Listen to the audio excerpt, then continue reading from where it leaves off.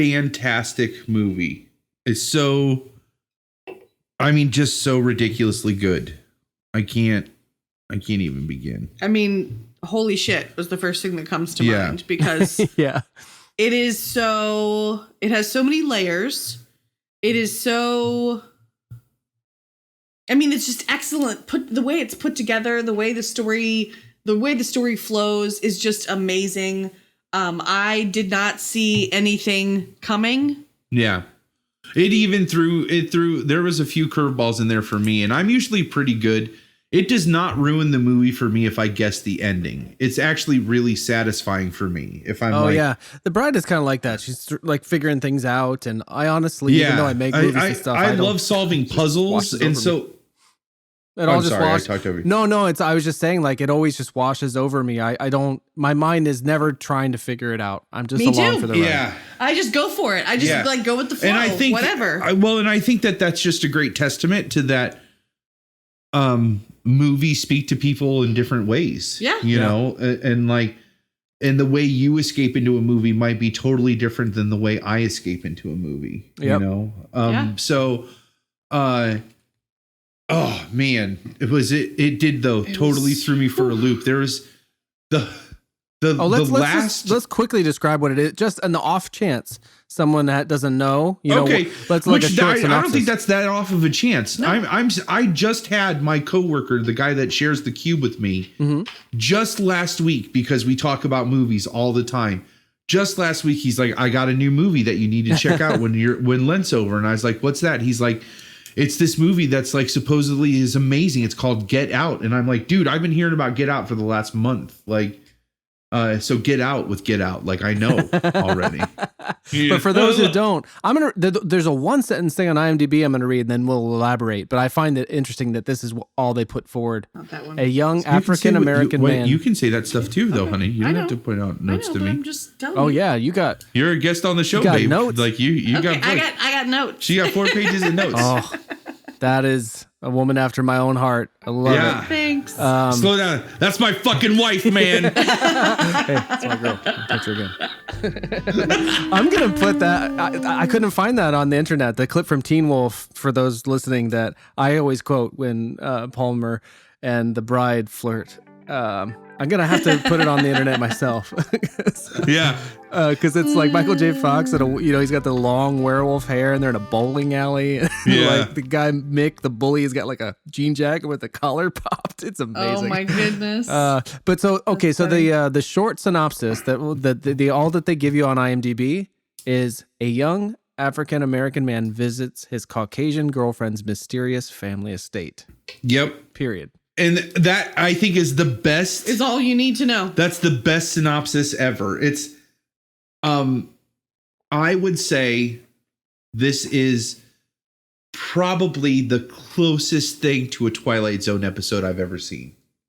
Other than the Twilight Zone. Yeah. That's very interesting. I hadn't heard that. That makes perfect sense. Like, yeah.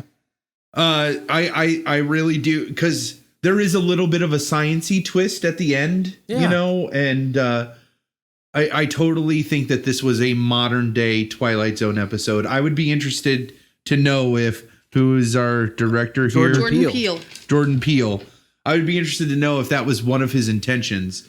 M. Night Shyamalan, on one of my favorite pieces of the Unbreakable DVD commentary or behind the scenes, is he said that in his career, his goal was to essentially make feature length Twilight Zone episodes. Oh, cool. And if you think about his catalog of movies after that statement, that kind of makes sense. Like, they are very disjointed. Each one is very different from the other ones. But they all have that kind of same universe vibe like Twilight Zone episodes do. But I think this is, other than Sixth Sense and Unbreakable, probably, this is by far like a much better representation of a Twilight Zone episode, in my opinion. And being a fan of that show, I love that show. That's probably a really high compliment, one of the highest compliments I could give it. I think it's I mean, I don't read a lot of internet sort of discussion about movies, but that is the first I've heard that, and I've listened to several interviews with the director. So that might be a unique criticism that you've come upon there. He hasn't. He talks very much about it being what he calls a social thriller. Yes. Yeah. And his touchstones were Rosemary's Baby and the Stepford Wives, I believe. And both of those are relevant, I think. And anyone familiar with those stories. There was another one where there was an African American character, and they were. It was one. Who's Coming to Dinner? That one? Maybe. Guess Who's Coming to Dinner? Guess Who's Coming to Dinner? Yeah. Yeah. Maybe that's not but it, that's though, more of that's a drama. Well, yeah, but I'm saying like he talked about that as being one of his inspirations. I think like this would be the like. The twisted sister version, like of that, like that would be the two-faced side of the coin, of that story. Sure. Like last time we talked about the Stephen King, Richard Bachman novel Rage, I basically classified that as like a twisted Breakfast Club, like a gone wrong. Yeah, that's kind of this is a Guess Who's Coming to Dinner gone wrong. Yeah. So tell me about more about your guys' experience and what you liked about the movie. We had this like really awesome theater experience. Yeah.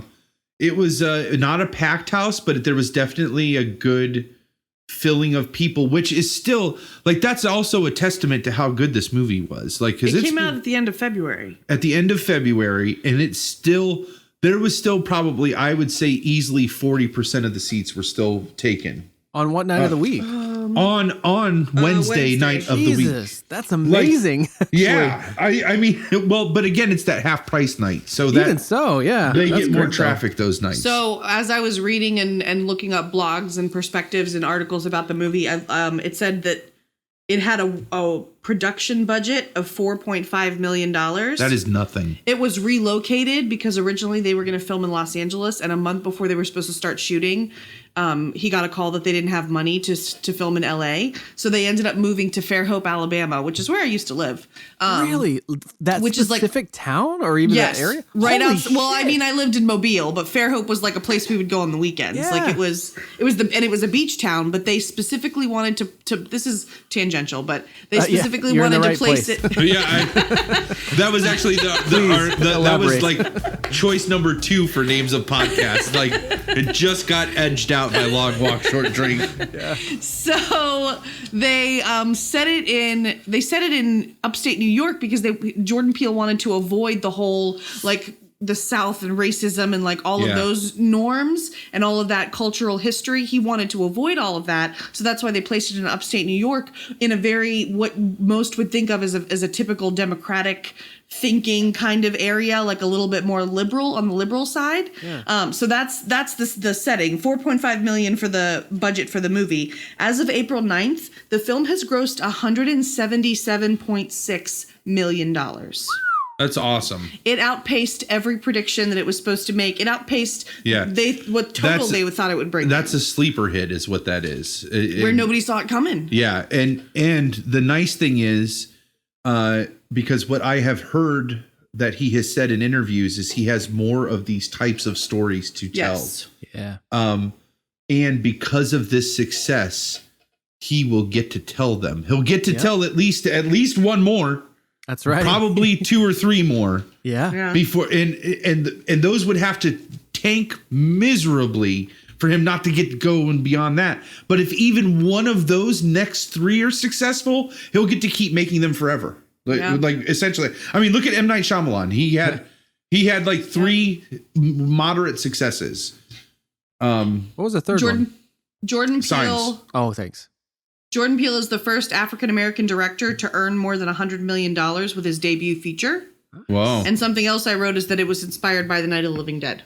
Did we say that too? Oh, I haven't heard that one. That's great. Night of the Living Dead. And what's funny is it's like one black guy surrounded by white people. That's the story I was thinking of. Not Guess and Who's that's Coming what to Dinner. Night of the Living Dead is. But you know what's interesting about the Night of the Living Dead was that part wasn't written for a black man, so that all came just as a happenstance by the guy that they ended up casting. Yes, and that's probably a better way of saying it is that, and I love the way that George Romero explains it. Is he's like, we just didn't think, like we just wrote the script. Yeah. We weren't thinking, like, he just happened to be the guy that showed up to read for the script. Yeah. And he was the best guy. We didn't think about him being black. It wasn't until he smacked that white woman on set that somebody was like, Oh. do you think this is okay?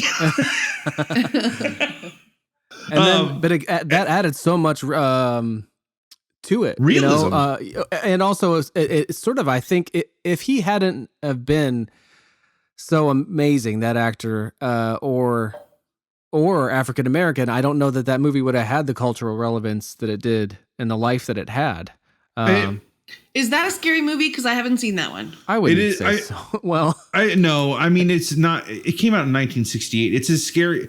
Actually, it is as scary as I think it is as scary as 1968 could be. Because there's some shit in that. Like, there's nudity in that. terrifying. No, I don't.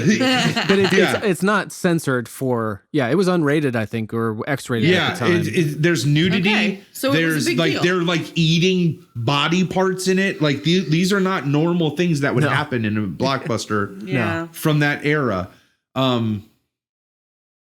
Yeah, I mean, but I wouldn't call it scary. I think it's eerie. Yeah. I think it's very deflating. The ending is just so goddamn deflating. Well, and the And see- ending, not to give it, and I won't give it away because I think Ashley should watch it. But that's the other thing that's greatly enhanced by the simple fact that actor happened to be black. Yes. Whereas with Get absolutely. Yeah. Out, with Get Out, you don't have a movie without that element. Right. Yeah. Right. No, that's true. That is true. So this movie, I have to tell you, like, well, it was funny too, because there was this young couple that was like sitting right in front of us, and Ash, I love her to death, is not one that's good at doing the movie theater whisper, you know, like where you just talk with your breath, and that's how you're supposed to talk in What a does that movie sound theater. like? But like it's just like, so this is what the movie sounds like, and you get like right up against somebody's ear, and you're just talking like, with your breath. But I would, like that. Yeah. Oh, that's what you're going for. I totally No, missed actually, that. I wasn't. I Shit. not until you did that. Um, I just wanted to hear it. So- It was quieter than I expected. That is that's like a church whisper. That's impressive. And so I'll do that right into her ear so that she can hear me, and then she'll be like, "Oh yeah, totally. That's totally what's gonna happen." And I'll be like, That is a very and this is where I get called out for generous exaggerating. example. Anyways, this couple in front of us totally could hear us, because at the Yes. end he turns around, he's like, "Good call, by the way, on the girlfriend there. That was a great call." Because he fun, at though. one point said, Yeah. "I don't trust." No, the it was. It girlfriend." totally fed into. That was one of the things Yeah. that fed into it being this good amazing experience. experience. Yeah. Cool Because experience. We were all because then that like whole quarter of the engaged. theater, we all engaged with each other at that Yeah. moment. Oh and, like, yeah, that's for great. like 5 minutes, and just like geeked out about how great the movie was. So Afterwards, that's amazing. yeah, it was I had- As really we were great. walking That's out, it was awesome. really cute. It was really cool. I had Yeah, a similar. so- Remember, I told it on the previous episode, but we were, the bride and I were seated to another couple, or not a couple, but I think it was a mother and daughter. I'm not sure. They were to my right, and they were talking loudly before the kind of as the previews were gearing up. Yeah. And I remember thinking to myself, I was like, "Oh, is this how it's gonna be? Like, are they gonna talk through the whole thing?" And they didn't. But I didn't necessarily have like a warm feeling towards them. But there was one of those jump scares, and I jumped so big and they kind of. It was like this human moment that we were in the big recliners and stuff. And so I jumped. Oh yeah, yeah. I don't know if they jumped either, but like I jumped so big, I just started kind of laughing. I was like, "God damn it!" And they were laughing too, and I felt like, oh, it's like, well, we're buddies now. So, Yeah. so it's nice when I couldn't tell you another Did we time when just that become happened. best friends? Yeah. Yep. You wanna want do to go to karate the in the garage and do garage? karate? Yep. No, you gotta tell me, is that something you made up? This karate in the garage? No, that's from Step Brothers. Yeah. Oh, Look okay. at that. Did you see what just happened? I knew a movie quote. You knew Hey, a movie quote. That's rock pretty on. good. Yeah. Oh shit! I really never You should have lied to happens. me because I was so floored when you first said that. I was like, that's the Oh. best suggestion I've ever heard. No, because in that movie, right after he says that, it cuts to a montage of them in the garage with samurai swords and like a Holy watermelon shit. on a rope, and like they're kicking it and punching it and slicing it with the samurai swords. Oh my God. Oh, I gotta find that. Hang on. I have to see that again. I haven't watched that since that came out. So I think that I'd was lose a- my mind. Oh wait, I'm sorry, what go movie are ahead. you talking about? Step Brothers. But let's get back to Get Out. All right. Here, wait. One of the things I was going to say about Get Out is that it's the kind of movie that is designed for you to see it more than once, and you see it from a different layer after you've seen it like more than one time. Yeah. Didn't it make you feel kind of smart, like when you would feel as though you caught on to certain things? That was like, yes. I mean, I wouldn't say necessarily made me feel smart. It was like mind blowing that what I could have predicted could have been true. If that makes sense. You kind of predicted? Or no, not predicted is the wrong word. Mind blown that what I like, when I thought of some of those things happening, I was like, no, there's no way. And I so quickly dismissed it as an impossibility, and then it came true. Like what? Like the angle. Give me one of the angle with Rose, that she was in on it. Yeah. I Rose did is the not girlfriend? see that coming. I Rose really is the didn't. girlfriend, is that right? Yeah, the girlfriend. Allison Williams. Yeah. I'm sorry. I thought you had. I know you had seen this a while ago, so Oh, kind no, of that's put me okay. on the spot for the I conversation. like to just remember the moments and Yeah. to call them out so that people can, because there's so much specifics that we could get into, especially with 4 pages of notes, that I'm all for it. I'm ready to Yeah. relive this movie. Yeah. But it really engages you. I mean, that was my memory of it. Like I really feel like it did. Like I felt like There I was was- hearing and seeing things like when the dad, when he brings, so this whole thing, like this white girl is bringing a black man home to meet her parents, and early on he's like, do they know I'm black? And she's like, why does that matter? Or whatever. And he's like, I don't know, it just does. So and then and I think she's saying things like, does she say the thing about like, well, he would have voted for Obama a third time? Yep. Yeah. That's her defense of Yeah. the reason that he has nothing to worry about. My family's going to love you. They would have Yeah. voted for Barack Obama a third time if they could have. Right. And even that. So like you hear that and you're like, well, I know that's supposed Doesn't to that put make you him at feel a little ease. dirty when you hear Exactly. it? That's Yeah. what I mean about feeling smart. Like while I was like, ooh, I picked up on that. And I was like, I'm sure that's intentional. That's what I mean. Like I felt smart when I would catch and it wasn't really me being smart. It's Jordan Peele was smart because he was able in the construction of this to make all us, like everyone who doesn't have to experience those microaggressions on a daily basis that people of color or marginalized communities do with like little statements like that. Like it doesn't sound insulting. It's not meant to be insulting, but if you think about it, how does one that's have exactly how it sounds. So that was the thing where I felt like I was like, oh, I feel like I'm getting this. And so I was even more invested. And then that's enough. Like if you can make me feel smart, we'll be best friends and do karate in the garage. But if you can also then scare me and entertain me, oh my God. It was anyway. So I was curious about some of those moments for you guys. No, and those moments. Well, I was one of the. I don't know if it was a blog or just a YouTube review that I was reading today. Said that that shade that her dad threw at Chris, as well as what happened at the party. Those black is, what did that older guy say, that like black was was in style or something like that. Yeah, and somebody else said to him cool, like, yeah. somebody else said like, it's Tiger Woods. I play golf with Tiger And Woods. all of those are in the same vein of we would have voted for Obama for the third time. Absolutely. Like all of them are these like, they're like dirty compliments. They're like the way that condescension they're trying to connect with him on what they think are like stereotypical black things to like try and bridge a connection. It's infuriating. And I was gonna wait until we got towards the reveal to talk about this, but since we're at this point, I think it's relevant though. That's the ultimate the message that the movie's trying to say is that yes, we might not be quote unquote racist, but we are still exploiting the African American culture because now we envy it.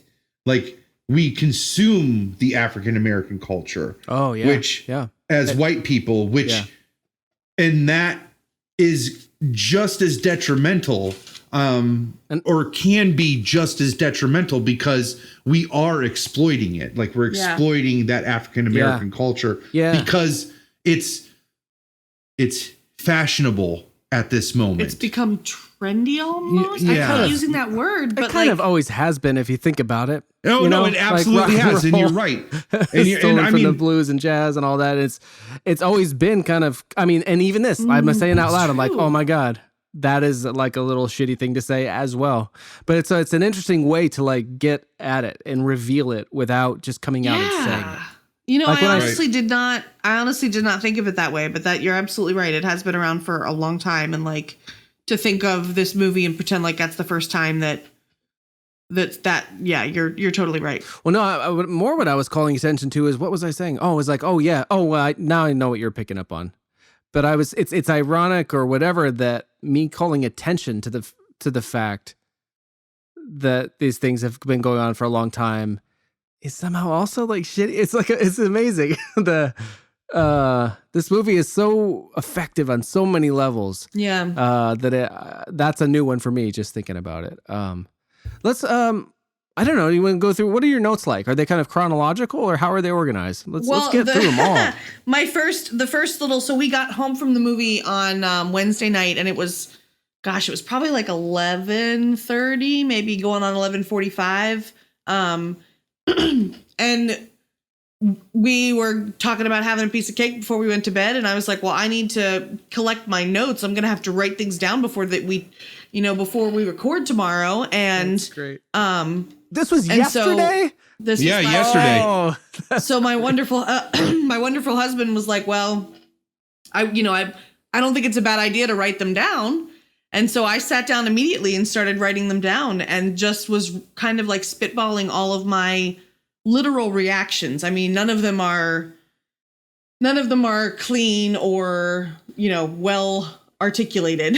I like it though. That's literally that when I say you're a woman after my own heart, that is the exact way that I have taken notes for the movies that I've watched for this show. Very nice. And some of the ways that we've gone through them is especially when we're, it's nice to articulate things in a way that you would like and organize them, but it also can be sort of functional and a good springboard for conversation. Just rattle them off. Just like hit me with one. Well, the first thing I said was holy shit, because nice. I felt like this whole movie, I just didn't see it coming. The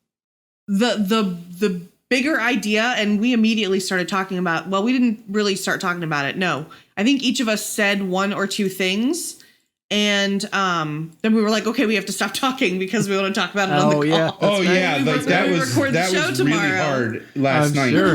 Yeah. Because this movie, and again, kudos to the director for not Jordan only Peele. like being brave enough to make this movie, totally making a Twilight Zone episode, and then making a movie that this is one of those movies that just begs to be talked about.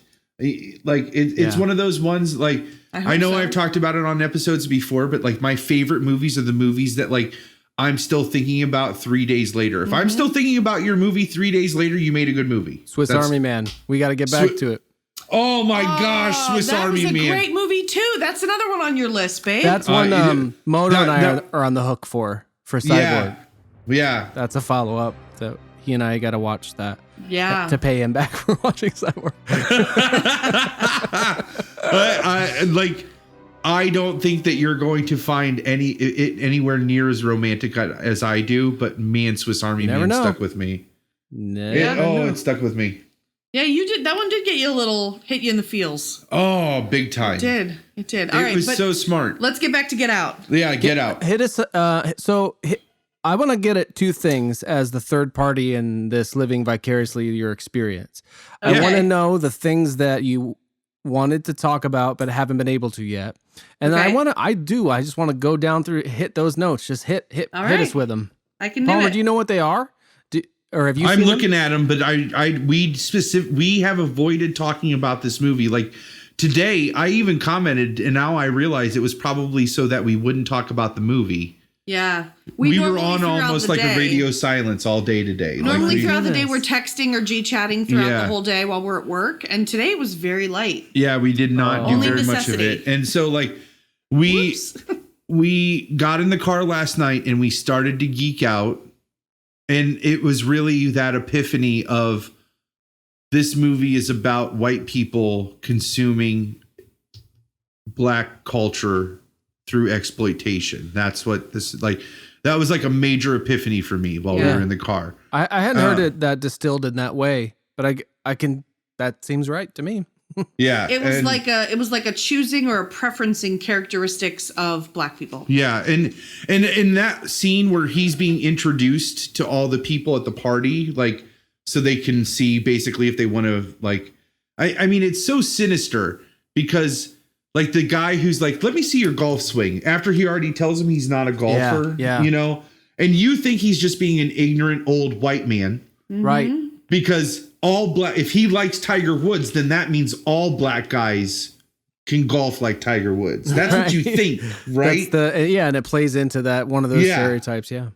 But it's really because he wants to golf again. Yep. And he's envious of this young, able-bodied African-American who has good genes while he is full of European shitty genes And that's part And of why I old, think yeah. and old. why I think wanna they somehow- say this.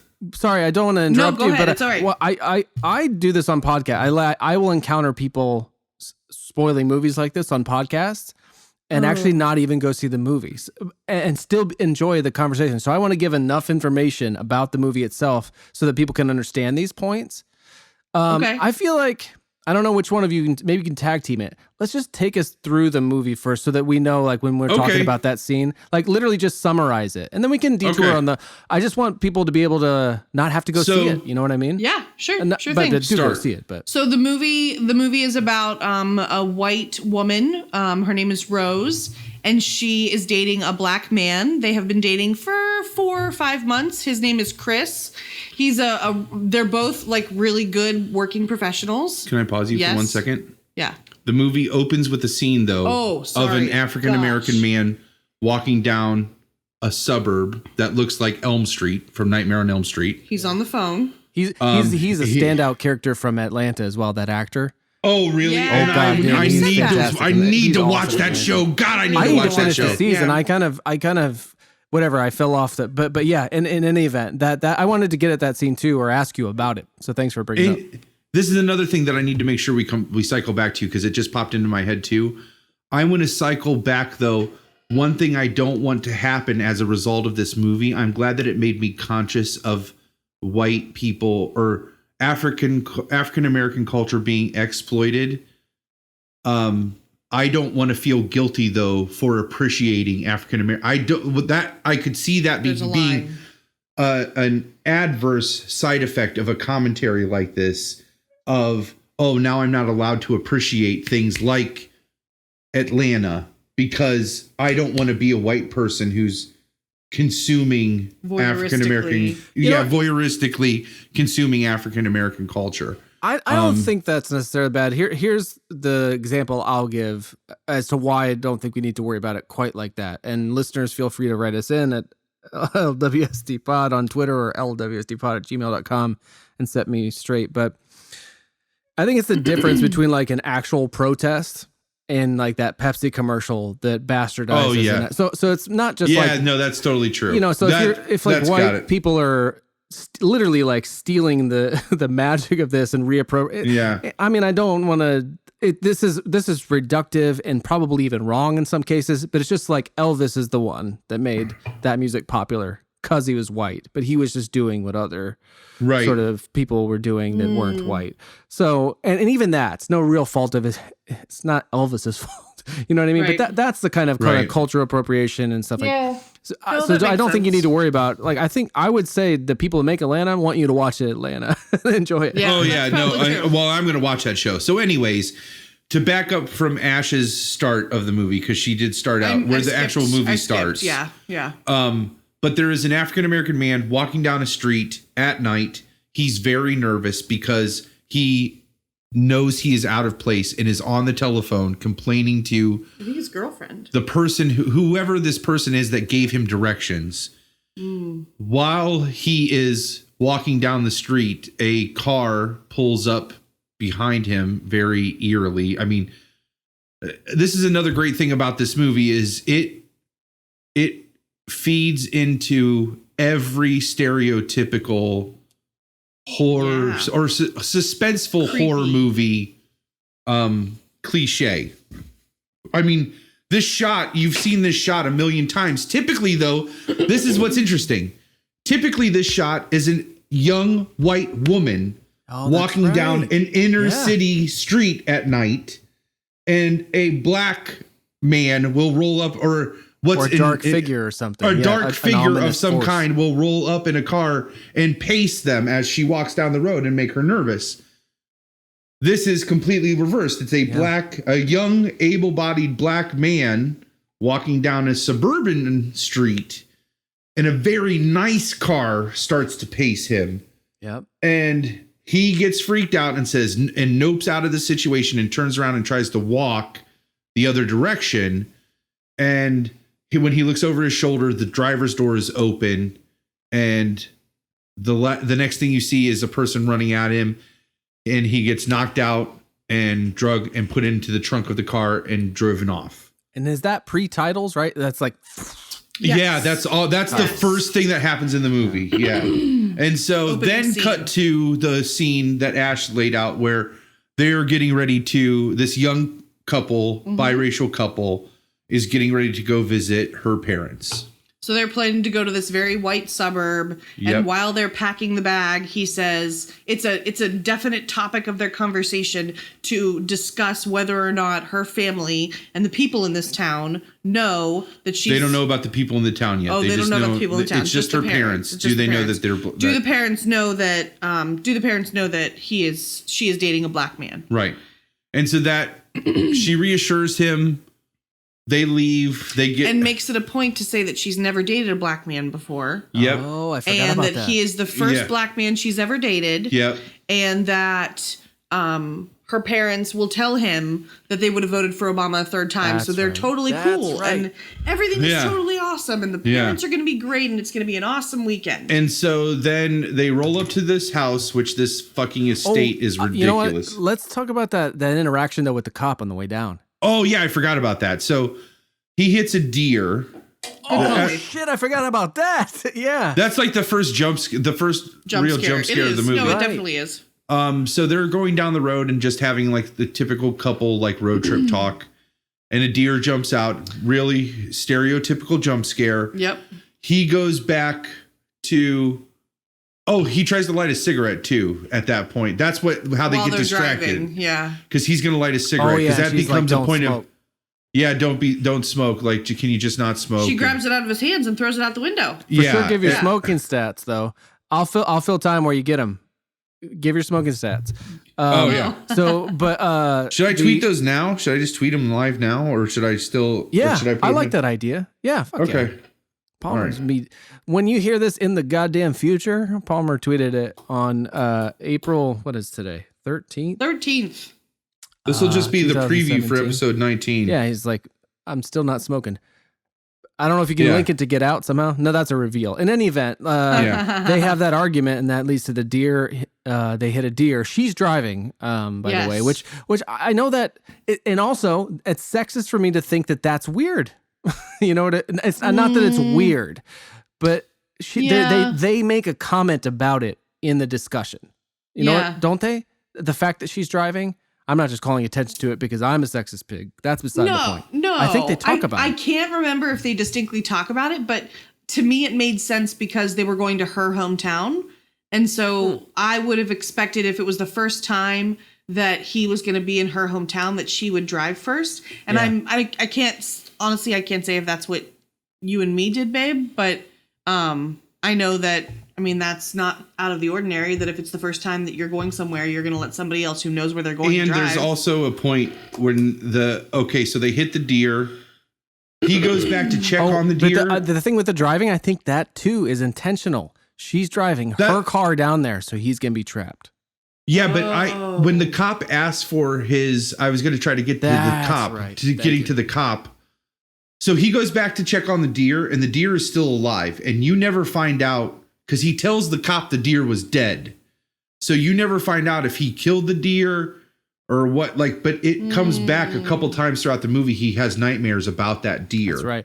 And this is what I mean by making me feel smart. Just a quick aside. When he hit that deer and he was upset by looking at it in the ditch, I'm like, that deer is that dude. That's where this movie's going. And I was like, ooh, pat myself on the back like I'm so smart. Yeah. Well, when the cop asks for his driver's license and she freaks out, he's like, no, I got a state ID.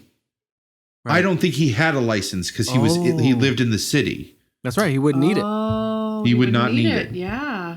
We also missed one point of contention too, one key element of the story too, is in amidst all this, you find he gets a call from his best friend while they're going down the road. Yeah. Who works for the TSA, who's the major comic relief of the movie. He's a very Jordan Peele-esque. He's got a very Jordan Peele-esque physicality. You can tell that's the vehicle for his comedic persona, and that guy's fucking magic. I mean, he's definitely that guy is magic. He's the best friend, and he's awesome. And in the foreshadowing from the deer, which I didn't even pick up on, Dave, that's brilliant. Oh, you also get the foreshadowing of like the friend is like, these white people are going to be fucking crazy, and I'm pretty sure he's like starts that sex slave shit like. That's right. On that first call, like while they're on the way to her parents before they hit the deer.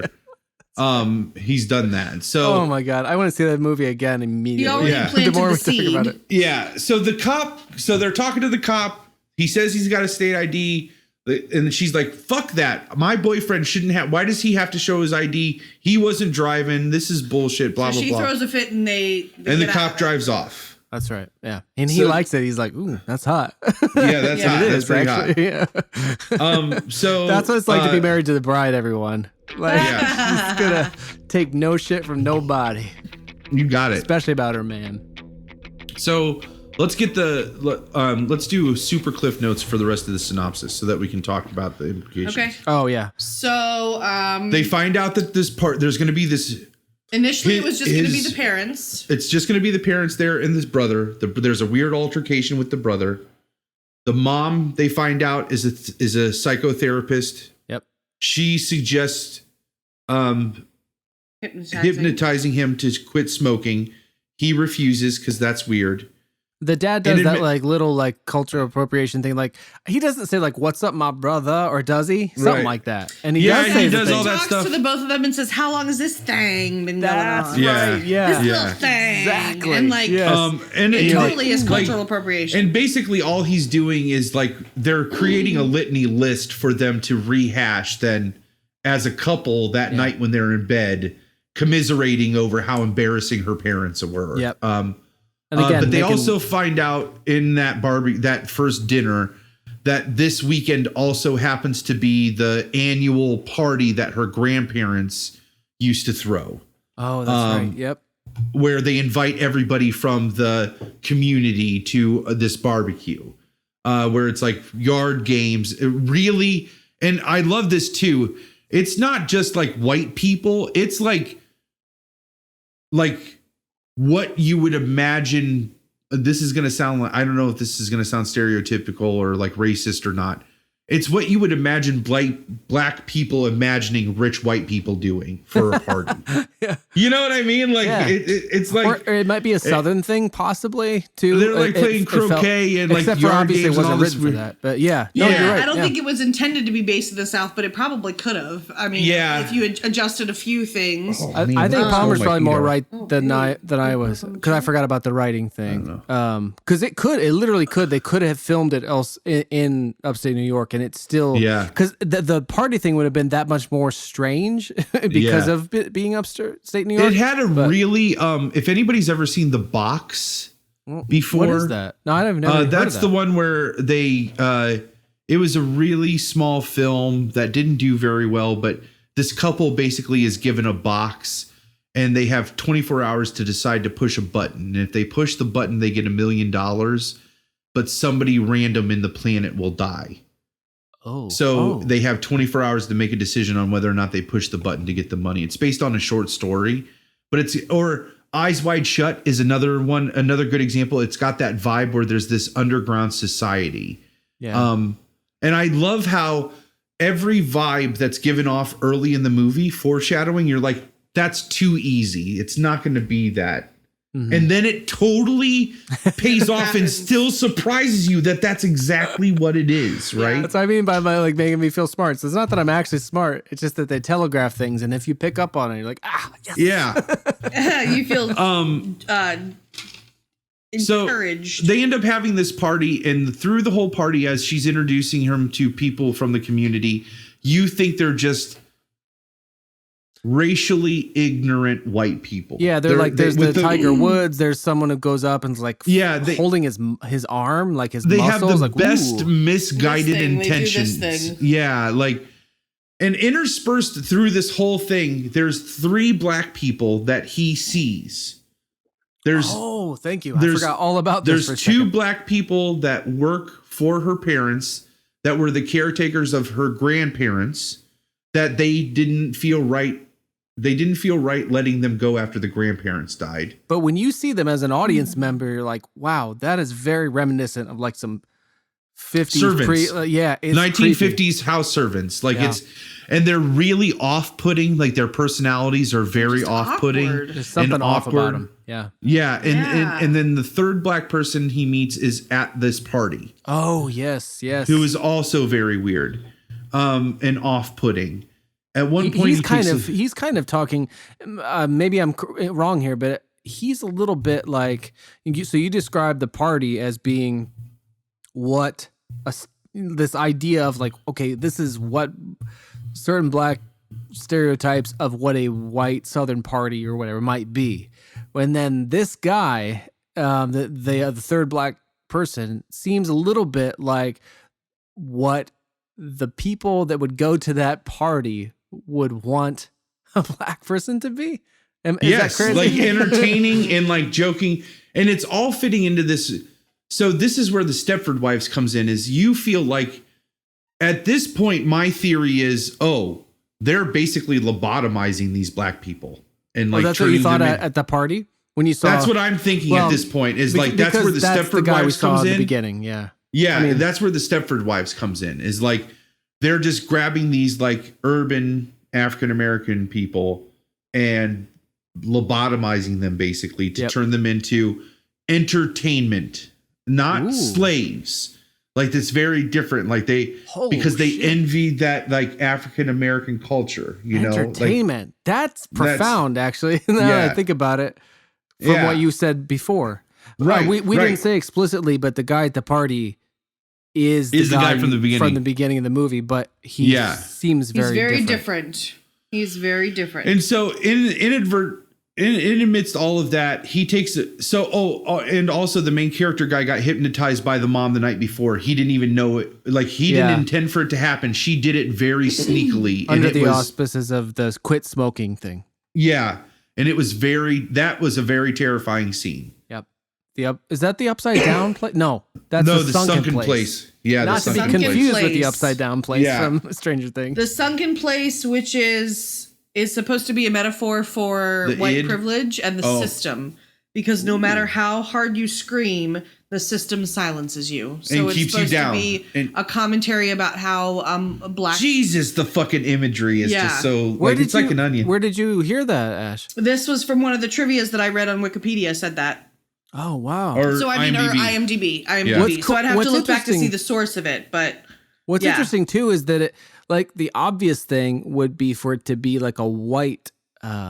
He descends into this sort of black abyss, like he sinks in his chair, as though he sinks into like the dark center of the earth or something. But like if you think back, Palmer, to Beyond the Black Rainbow, and how when in that kind of descension into a netherworld, it's an all white background, like a kind of a negative image of it. And especially given the metaphor there, that would have been, maybe that'd have been a bit more on the nose. That's cool. I didn't catch on to that. That's a tidbit. That's a what's this? Super tip. Super tip. Super user tip. Super user tip. Super tip number 3. Okay. So, He feels weirded out by the party. She convinces him that they can go. Like everybody leaves.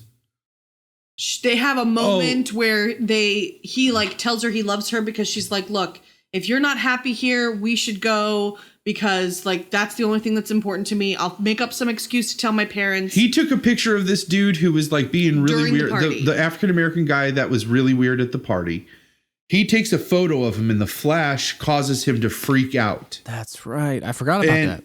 And like his eyes go blank or something. Yeah, and he basically screams out, his nose bleeds, and he starts to scream, and he grabs him and he says, "Get out! Get out!" You know. Fuck, I literally forgot about that. Shit. Yeah. Yeah. And so all the white people rush on him, pull him into this room, and the mom comes back out with him. He's rehypnotized and everything's good, right? Well, in amidst all that, the main character sends the picture of this dude to his friend, and his friend calls him. He's like, "That's blah blah blah." Ron. And he goes through like he knows him through a certain degree of separation. Oh, like he literally knows who that guy is. He like knows who that guy is. Like, is. That's Angelo. We used to hang with him on 3rd and so Street, then he starts looking and realizes that guy's been missing for 2 weeks or 2 months or whatever. Yeah. Well, and amidst all that happening, the girlfriend says, "Yes, we're going to leave." And so they try to leave. The mom ends up hypnotizing him. This is when you find out that the girlfriend... So the daughter's searching for keys, and this is a point that Allison Williams, in my opinion, is like, does a phenomenal job of acting because she digs in her purse to try and find the keys, and he starts freaking out because everybody's coming at him. And she's like on the verge of tears. And she's like, I'm sorry, I can't find them. And then like in a fluid motion of saying like, I'm sorry, I'm looking. I have them right here. You really didn't think I would let you go, did you? And it is so sinister and so fucked up that I mean, you could have blown me over. You feel betrayed because I do feel betrayed. I mean, the whole movie, she's like his lifeline in this. I trusted you. World, oh yeah, we're all invested in that relationship. They did such a great job casting. Yep. Like I don't know, you just fall into it, whether you identify with her or him or want the other for your partner. It's really well done, really well cast. The guy that plays, what's his name? Sorry, what's the main character's name? Chris. I defy anyone not to love that guy. Just like watch that guy smile and like good luck trying to dislike him or bring him home to your parents. British? No, I didn't. He is British. Whoa, really? He's British. He is also. I had no idea.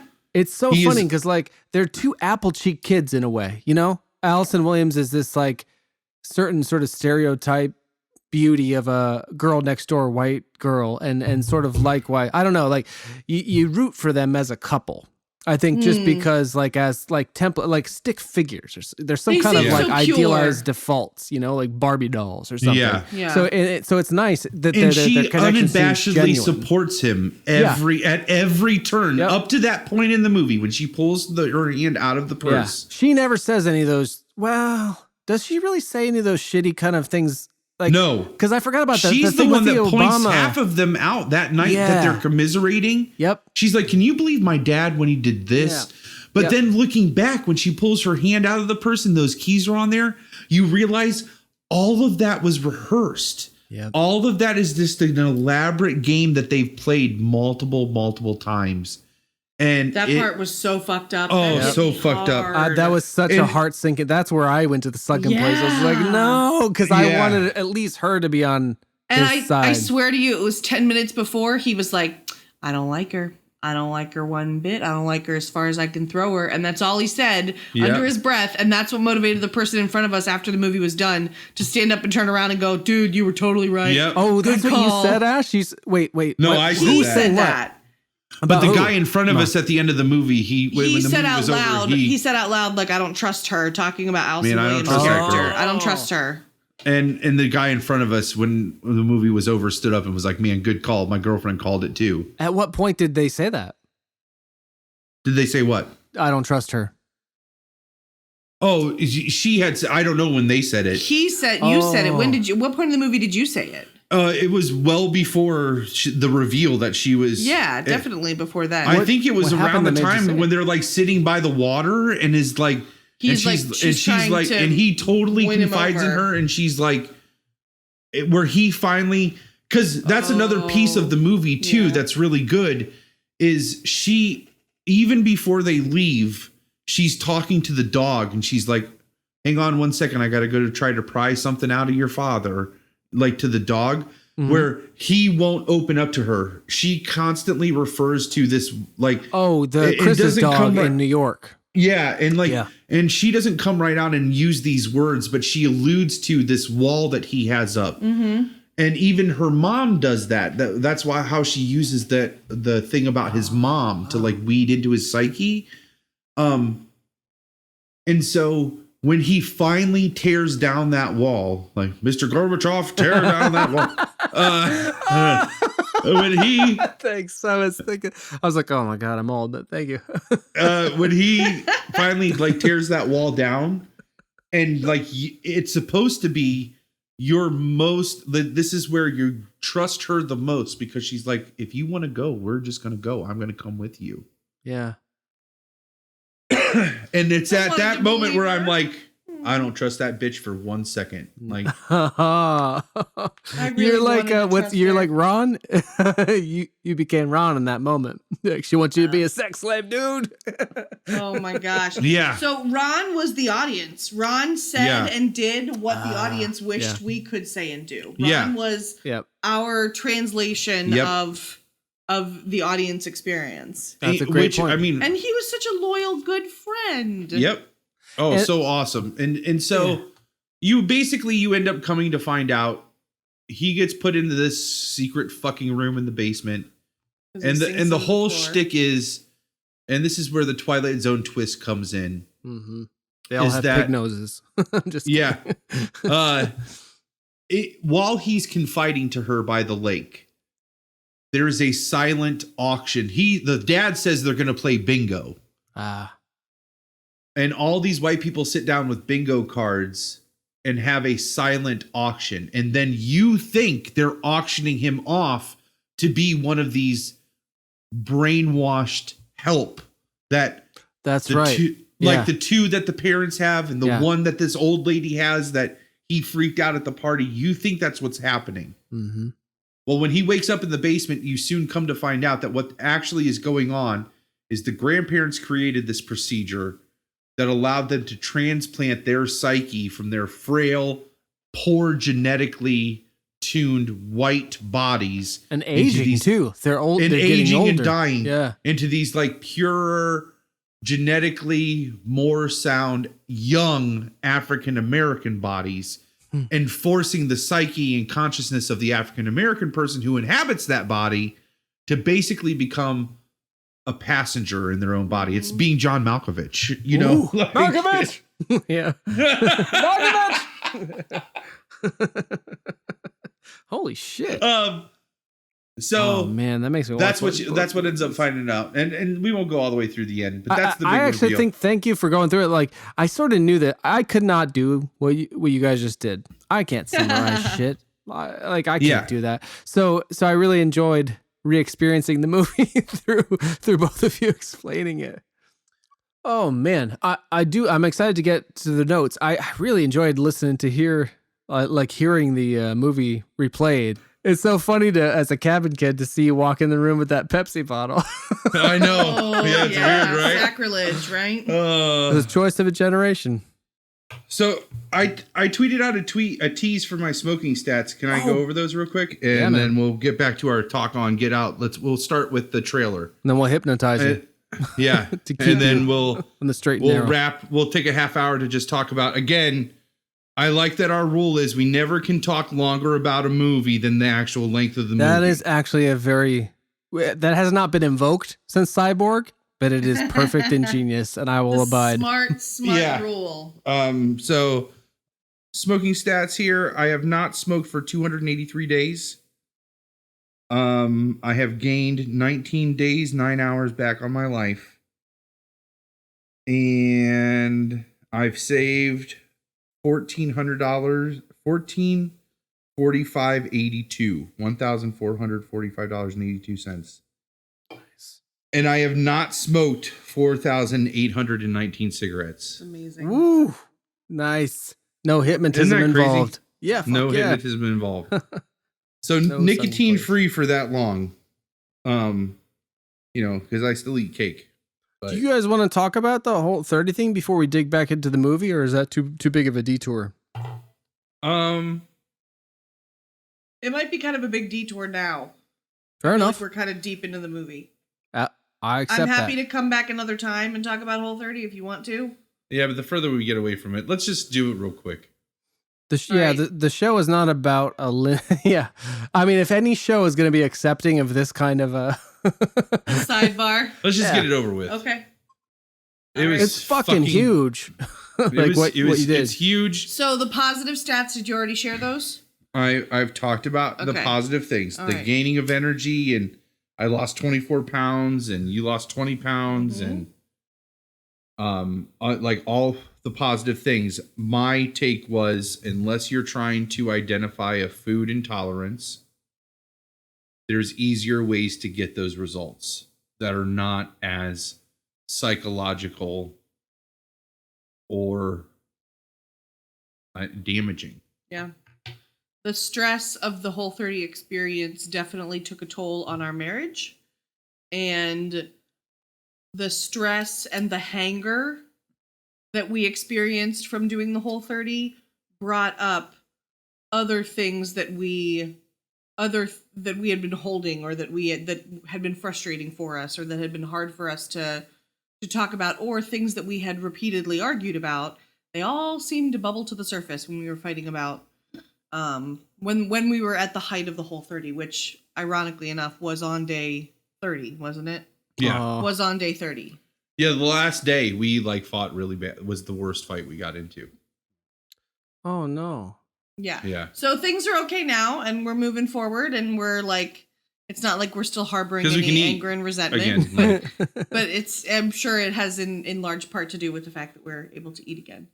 So and you said, and I've heard you say to people that you will never do a restriction diet again. What's the name of the diet? elimination diet. Yes, that you would not recommend. I would probably not do an elimination diet again, because I don't know that I need to do an elimination diet again. I feel like if I limit a certain food group, or I change the way I eat something, that to me is enough for me. But one thing I did learn through this experience is that every individual is their own scientific study. Oh, So- that I've heard variations of that, but never quite that phrase. That's very thanks. All three of us, nice for all yeah. of us here. I mean, like, all three of us could do this diet and have three completely different reactions to it and completely different experiences with it. Yep. And I honestly feel like that's something that you and I went through together, is because I, by and large, yes, it was stressful at times, and it was hard to be frustrated and feel like there was nothing I could eat and nothing I wanted to make to eat because it was all boring. But I think by and large, it was a positive thing for me to do, and helped me reconstruct the conversation that I have around food. And Palmer said that same thing in the last episode, actually. That sentence, at least. Reevaluate your relationship to food. Yeah. So So that's my 2 cents. I just don't like who we were when we were doing it. So I don't think it was worth it. So I think both of us were unpleasant at times in the month. And I feel will it. admit that I was very unpleasant. I can be But- very unpleasant to my partner as well.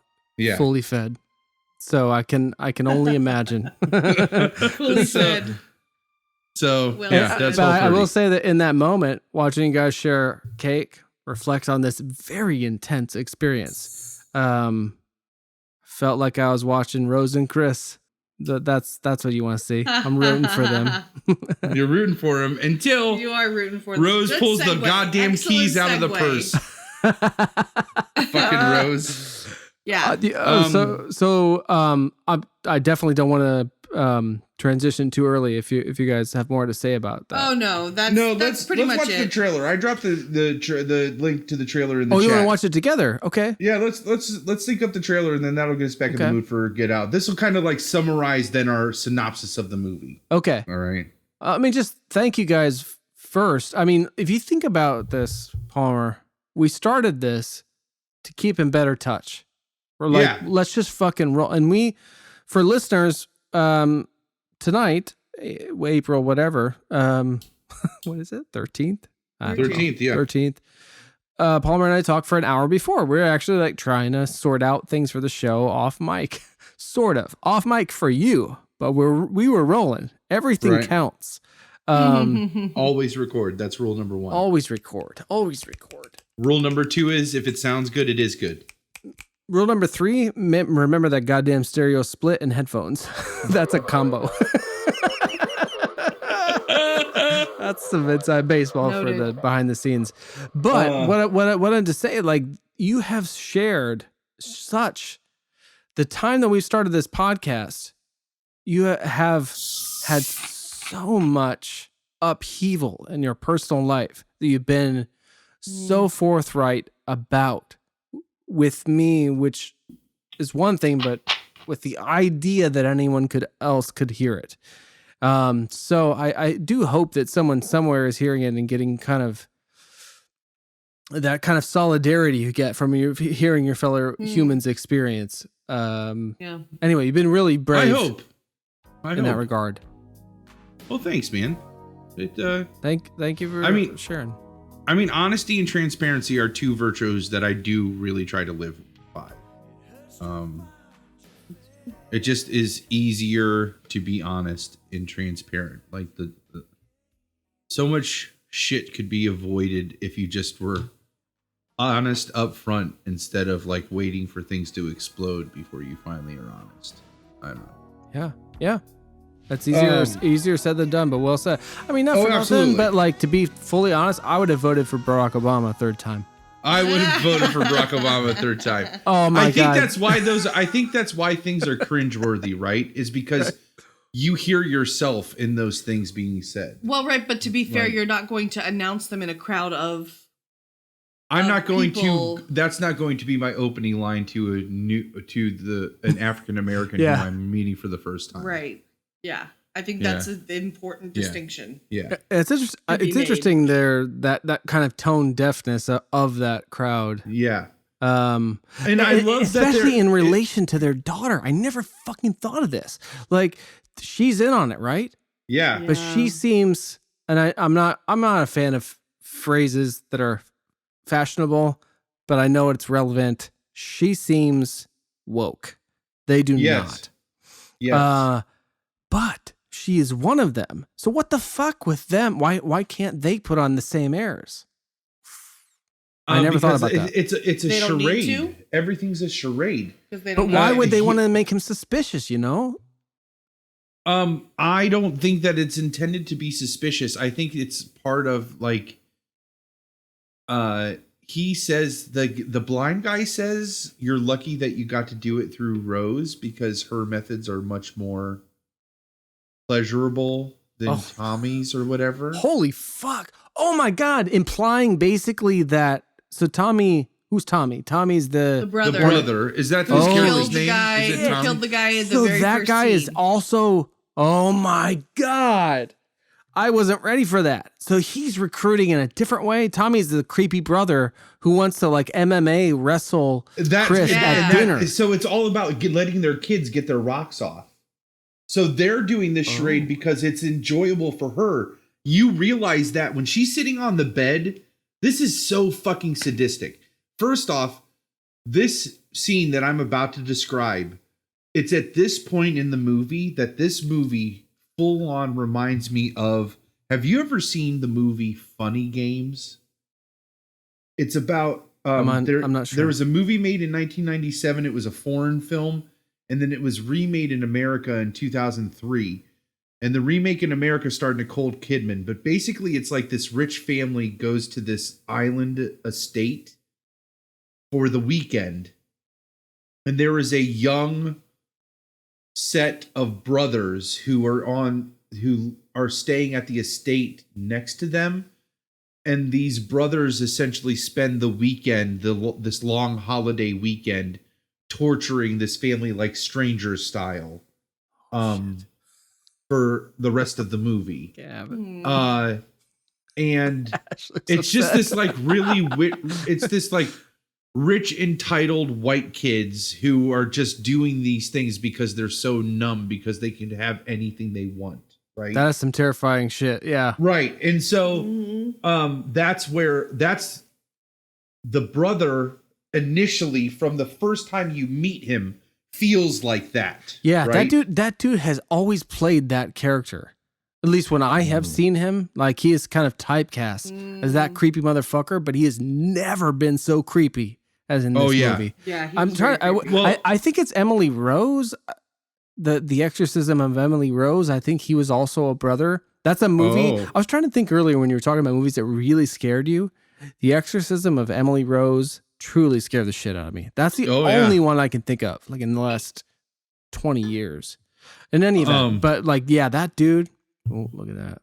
Well, and so like Rose, up to that point, you think she's this like with it girlfriend who's very supportive, but you come to find out she's even more sadistic than the brother, because this has been a game of cat and mouse that she's been like playing with her catch, and she benefits for from. 5 months. Like she's taken the BBC. She's for 5 months straight. She's taken the BBC. That took me a second. I got it now. Yeah. It's not the British Broadcasting Company for everyone. No. I'm She's very aroused. So she's taken that for 5 months.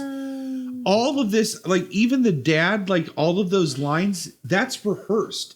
When she says, "My dad will say he would have voted for Barack Obama for a third term," and then the dad works that in as soon as he can. Yeah. That's because the dad is fulfilling this fantasy for his daughter because they're rich. God. Like, holy shit. That level never occurred to me before this conversation. Wow. and so like that's her method, and then the son's method is to let him go out and quote unquote hunt. So I'm sure he probably arranged for that. Like he had something to do with that guy ending up in that suburban neighborhood. Oh, like you think maybe he was the dude in the car or something. The brother was the dude in the car. Oh shit. Of course. God damn it. Yep. I gotta go. Yeah. so I got a movie to watch. So the scene when and this is what proves all of that this is all for her. This is like the side effect. Yes, they're finding African American men to sell to these rich white people before they die. Wake up, babe.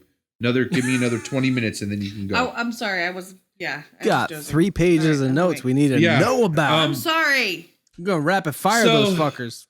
Yeah, we're gonna do that here in 1 second. I do just want to hear them, if nothing else. Like generally, my rapid fires are not because I can control it. I'm gonna talk through it. Yeah. But because you're here and sleepy, I'm gonna need to hear them all. That's okay. I can do that. And then we can react in the comment section. I'm renewed. I will wake when up. she is sitting on the bed though, and like she's listening to that music that I forget what song it is, but it's very like, oh yeah, she's like all dressed in white and her hair it's is very she looks different. White. Yeah. And she's dressed in all white, and she has a bowl of Fruit Loops dry and a glass of milk next to them, and she's on a Google image search of black men who are shirtless and sweaty. NCAA stars. Yep. NCAA top players is what she does a Google search for. Oh. And the fact that she separates her white milk from her colored cereal. Fuck! Her like ridiculous entrenched racism. And like she is such a huge racist, and it's terrifying. And she's basically searching like a catalog for the next to fill an order. Yes. Basically. Because once Chris is run through the system and becomes that guy's eyes, then they will need they will be ready for the next one. Whoever signed up for next, whoever the next black person the next is highest that bidder, right? With the bingo or some shit. Yeah. That will be the person that they take on. Yeah. This one thing- fucking isn't it? movie. This There's fucking one- movie. There's one oh my God. Yes. A. Two, there's one thing we haven't talked about in our recounting of the events, and that I know is intentional on the part of the writer director, is that Chris is not completely oblivious. Now, granted, we got Ron saying like, they want you to be a sex slave. Like, Yeah, Yeah. yes. but he is not just like discounting everything. He's taking everything in.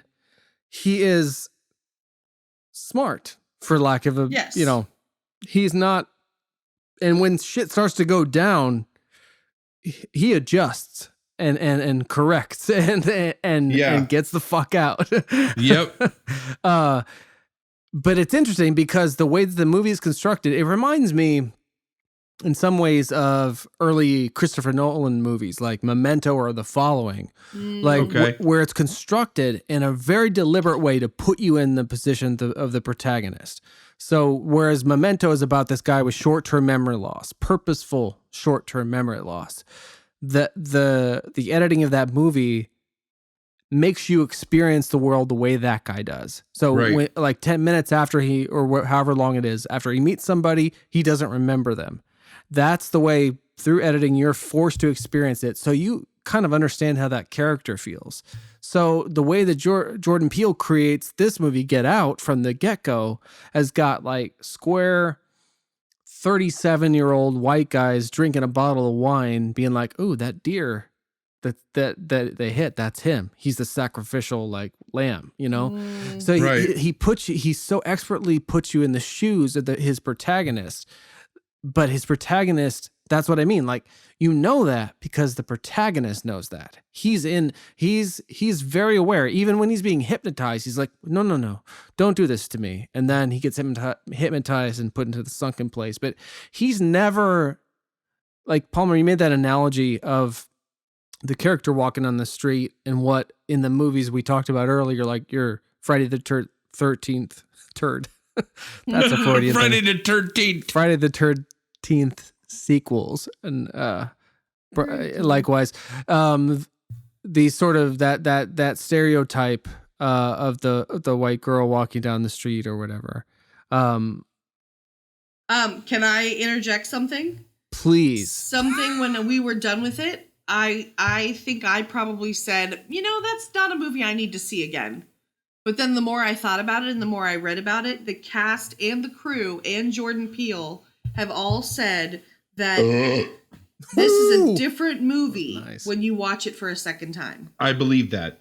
I'm more and more excited about that. Things and clues and character adjustments that you just didn't see. My mind was blown last night when I replayed the barbecue scene in my head after knowing what the actual intentions of the white people were. Yeah.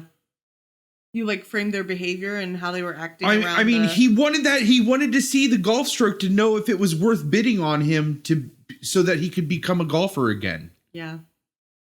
That's, and when the wife rubs his arm and she feels his muscles and then asks her point blank, is it better? Is it actually better? I forgot about that. Yeah. And it's and she's and behind her is a husband on oxygen in a wheelchair.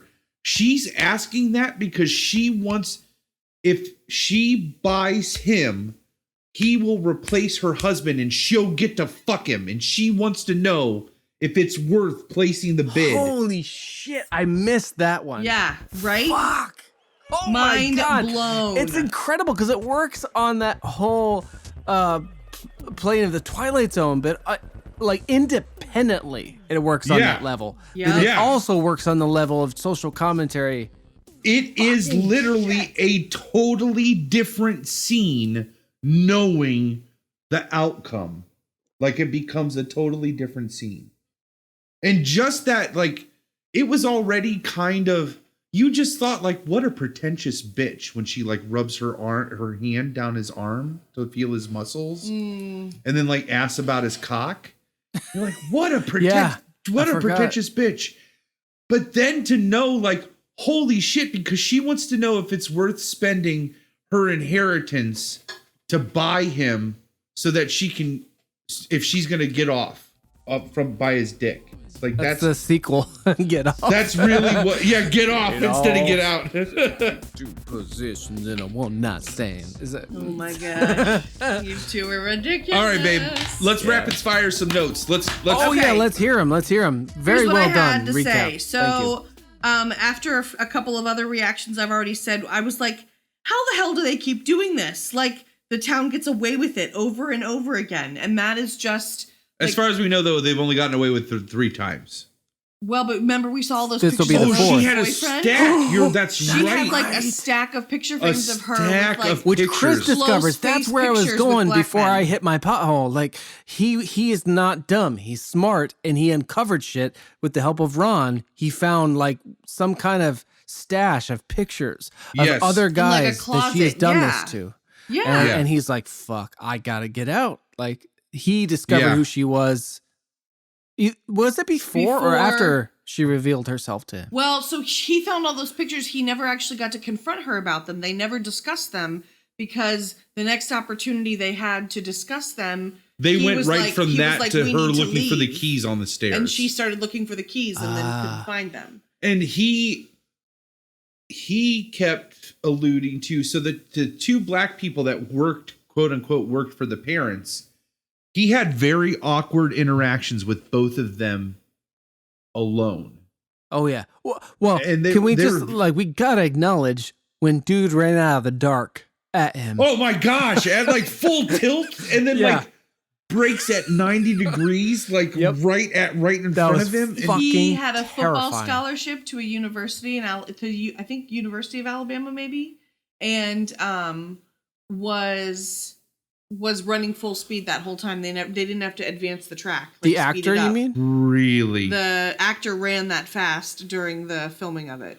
And when he used to play breaks at football. 90 degrees, like Yeah. the inertia alone, he should have tripped. Yeah. And like, fuck. The, is I that? thought that scene was so cool. The I really liked it. what we're talking about for anyone who hasn't seen it, the Chris goes out for a smoke break at some point. Like he wakes up with a nightmare, and he's out just like on the property, and then one of those hired help hands, the 2 African American actors that we talk about that seem as though they're out of the 50s. One of them, the male, is sprinting suddenly out of the darkness at Chris and at Out of us as an nowhere. audience. Full Yeah. tilt. Yeah. It is fucking terrifying. I guess it's some kind of like internet meme now. Like people are doing stuff like, like with people with plank and whatnot. They're doing that. Is that okay? So I saw that when I was Google searching. I saw that before I watched the movie. So I was like, I'm not going to watch this because I don't know what that is.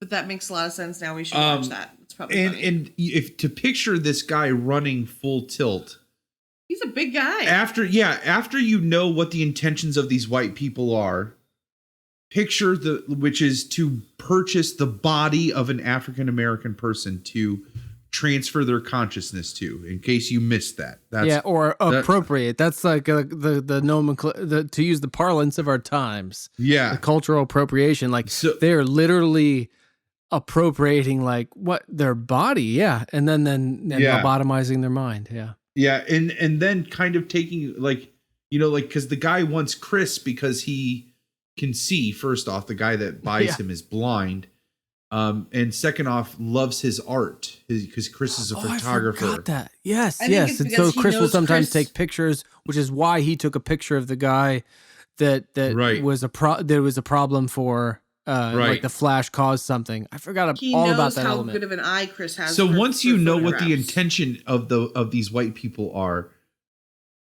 this guy that runs right at the main character and then cuts 90 degrees right in front of him and runs off frame. Imagine the epitome of what you would be looking for if that was your intention. That's what this guy looks like. He looks like what's the old tall tale of about the African American guy that like digs Paul Bunyan? that digs the tunnel faster than he's an African American tall tale. I don't know that one. John Henry, is that who? That sounds white as shit. I know. Anyways, I don't know. Anyways, I was just thinking about that whole seeing he's thing. he's very strapping. He's just a huge guy. Oh God, yeah. It's literally like watching like a football player run his routes or something. All right, read more notes. We're on borrowed time, Dave. She's dropping. Oh, I'm sorry. Yeah. Oh, you said something so brilliant that I wanted to tag up on, but I can't think of it. Fuck it, hit the notes. I'll come in later if I think of it. I said it was an excellent movie. I said Rose still tried to manipulate Chris up to the very last scene. He was standing over her, and she was trying to talk him into helping her, and talk him into like so much manipulation. It blew my mind. You know, and I knew I didn't trust her, but what really turned my stomach for me was when she got backed into the corner by his friend, and so then she instantly switched tactics into trying to she instantly was trying to move on to him to get him as like the next. Yep. Absolutely. The friend, you mean? Ron? The friend, yeah. Ron. Like she wanted Ron. She wanted Ron to come out. Okay, next note, babe. Oh, I just thought what I was thinking of, which was very brilliant that you brought up why they were pursuing these people. And the NAACP, that's me being racist, but what's the basketball fucking thing? NCAA. Thank you. NCAA, yeah. I don't follow sports, but the whole thing about the seeing, do you think that she sought this guy out as an African-American artist, photographer for this dude? It's like they have targets based on criteria. On clients. No, those are clients.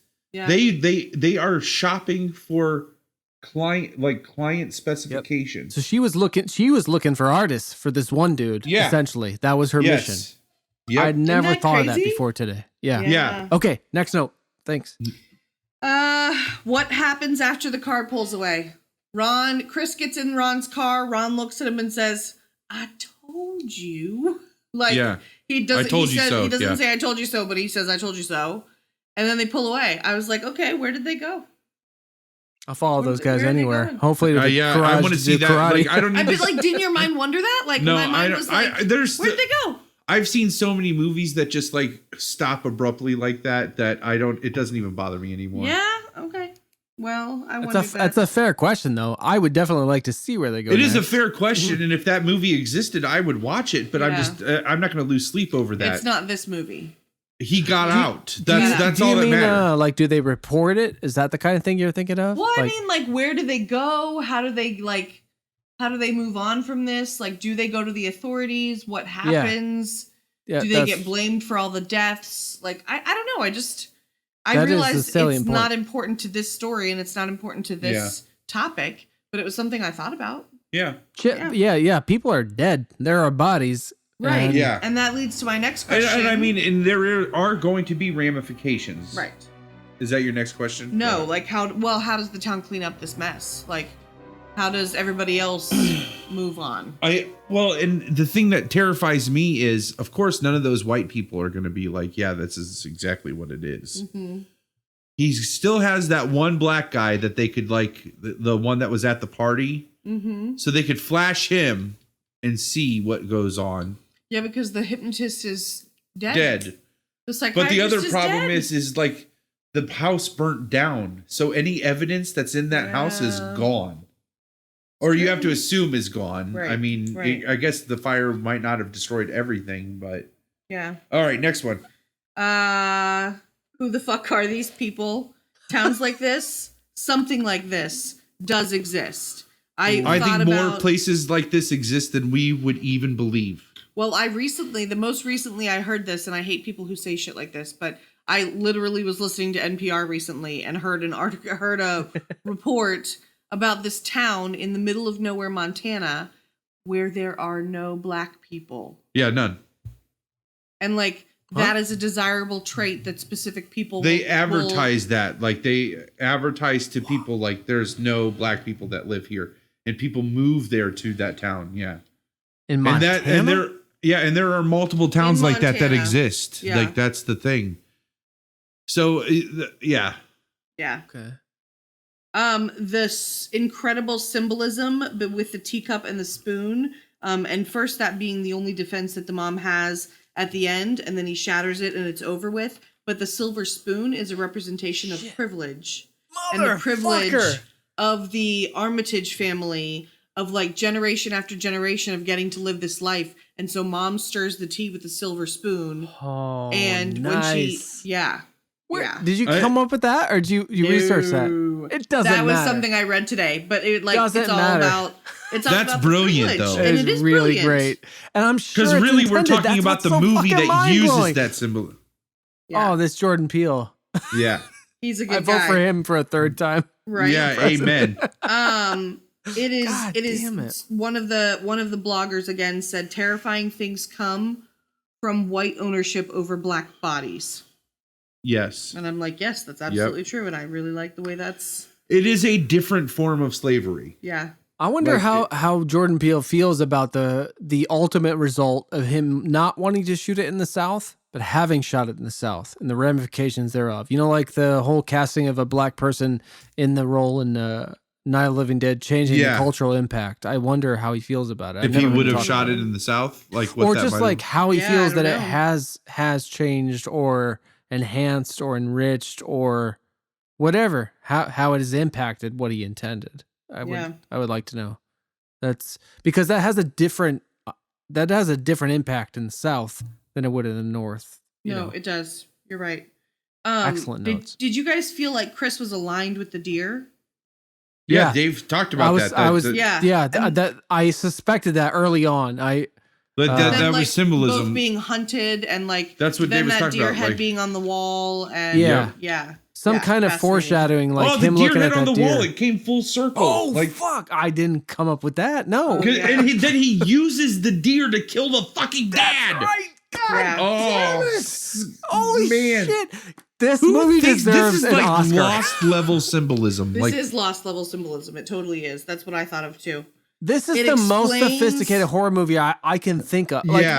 all the Yeah. touchstones are not this. They're not this layered and It's rich. really hard for me to think of this as a horror movie because but it what's just so awesome it's is so at the much more. surface is it's all it is like horror trope after horror trope after horror trope mashed Yep. together. And it works on that level.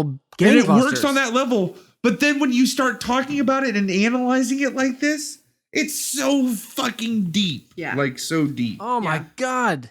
Give this guy all the Oscars. Yeah. seriously. Oh, well, Ash asked that last night. She's like, Yeah. is it possible that this thing could still win awards? And I'm like, babe, it came out this year. It won't be eligible until next spring, like next award season.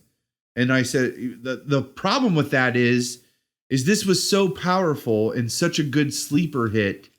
It should have come out in like November is when it should, or October. It was the like secret movie at the Cannes Film Festival. Yeah. And so like I have to look back and remind myself, but like something about it not being advertised at Cannes, and then it ended up being what festival? Cannes Film Festival, yeah. whatever. Yeah. The Oh, Cannes yeah, it's Film both, yeah. Festival. I remember hearing about it in October. I went to a wedding back in Ohio. Yeah. At this, I feel like it was like a Masonic temple or something. Anyway, a few people we knew. We went downstairs. We There you were go. on our way out, and this couple we were friends with, they're like, "You got to see this trailer." It was just weird. It was an Speaking of, orthodox thing. Like, you got to watch this trailer. Like, all right, and they forced it on us, and it was still weird. Like, I was like, all right, that seems fucked up. That okay, bye. Yeah, it's it good to see seems you. fucked up. That's the best way to Like, describe it. I wasn't we saw it. interested in the movie or anything, but like Yeah. they were aware of it that far back. And now I'm like, I shit, believe those it. guys knew what was up. Yep. well, and we saw it a long time ago. I think it might have been last year The at the preview? movie. We saw the preview. Yeah, I think you're And I right. remember, and that symbolism with the man, because the trailer is full of the teaspoon symbolism, just like the movie is. That symbolism is so powerful, and to I've know never like the thought of silver that. spoon thing is like so mind-boggling. Yeah. I mean, because her family is the privileged ones in the town, and they are like the privileged elite, Right, so they get away with everything. right. Oh yeah, that's right. Yeah, so- I have it right here. You brought up the trailer, Dave. Let's sync this up. Let's watch the Okay. trailer real quick, So I'm on like and then we'll 1 power second. through the last So, of Ash's notes, and we'll wrap up. You got it there?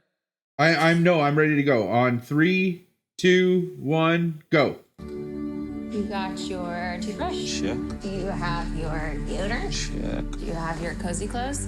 Got that. What? Do they know I'm black? Should they? You might wanna, Mom and Dad, my black boyfriend will be coming up this weekend. I just don't want you to be shocked that he's a black man. I ain't never seen you like this before, bruh. Meeting families and taking road trips. Don't come back all bougie, man. Come back and got your damn pants up to your damn stomach. Oh man, look at Ron.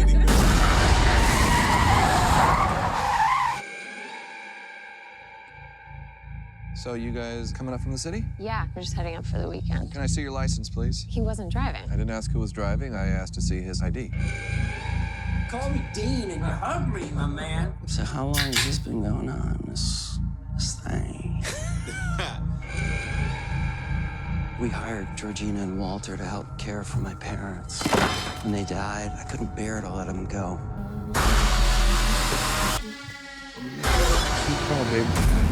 Do you smoke in front of my daughter? I'm gonna quit. She'd take care of that for you. How? Hypnosis. I'm good, actually. You ready for this? I'm back in the beat. So look, I go do my research. Apparently, a whole bunch of brothers been missing in this suburb. But it's cool. Bro, how you not scared of this, man? Good to see another brother around here. Chris was just telling me how he felt much more comfortable with my being here. Get out. That's a Sorry, white man. dude saying that. Get by out! the way. Yo! Rose, we gotta go. Is everything okay? Rose, the keys. Just get the keys. I don't know where they are. Rose? I could go back to the movie and watch that 3 minutes. Wait. Mine is a terrible thing to waste. Terrible thing to waste. Also, another place of symbolism we'll talk about. If there's too many white people, I get nervous. Oh, no. No. No. A mine is a terrible thing to waste. That's Jordan Peele's voice.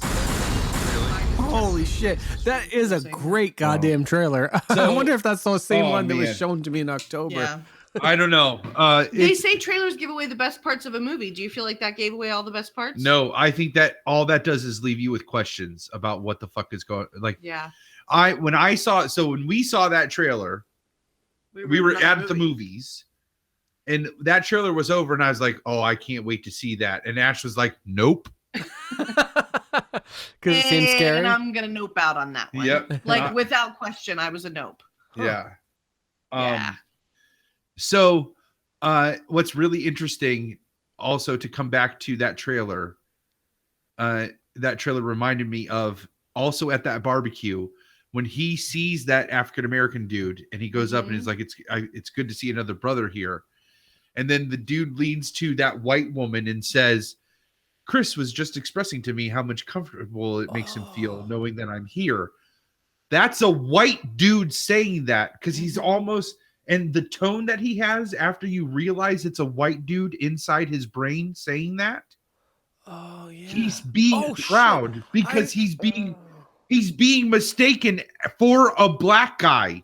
Yep. It was Oh so my vindicate God. all the money, every cent that he spent to get that black I body literally was did not put that vindicated. together until Was now. vindicated in that Because one you moment. Painted it for me because that I that's how dense I am. I'm like, oh, this movie makes me feel smart, but the reality is I didn't realize like that dude is her old husband or whatever. That's her husband. Fuck! Oh my god! Give this And guy so- all the awards. I'm telling you. Yeah. And so, and because he has that proud tone, it's because in that one moment, every cent that he spent was justified. Yep. It was Yep. worth it Because he was recognized as another brother, as they say. as another brother. Fuck! God damn it!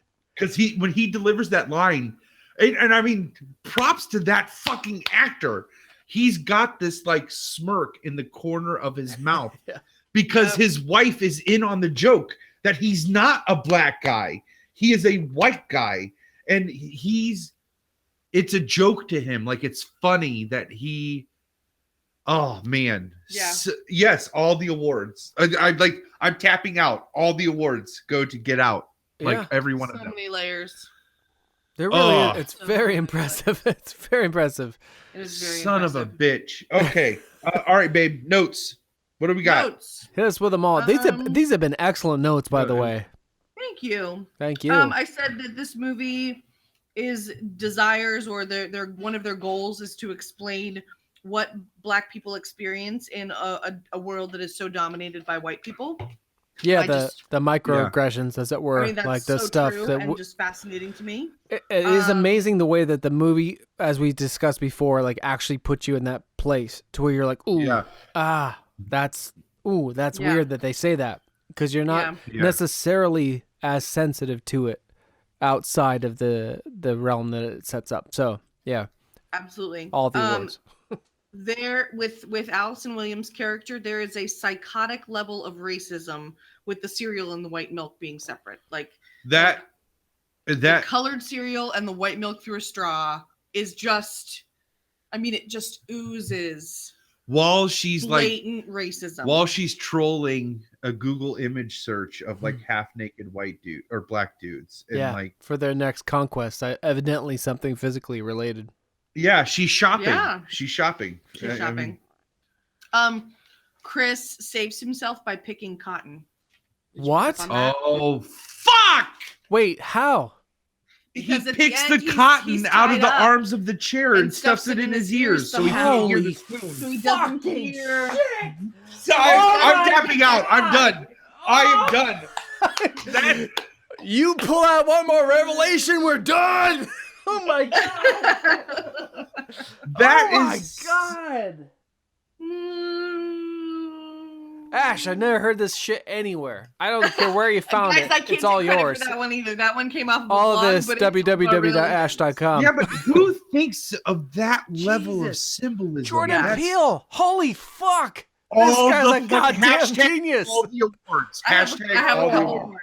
Listen, Long Walk Short Drink, all of our Long Walk Short Drink listeners at LWSD Pod, I'm going to say this right now.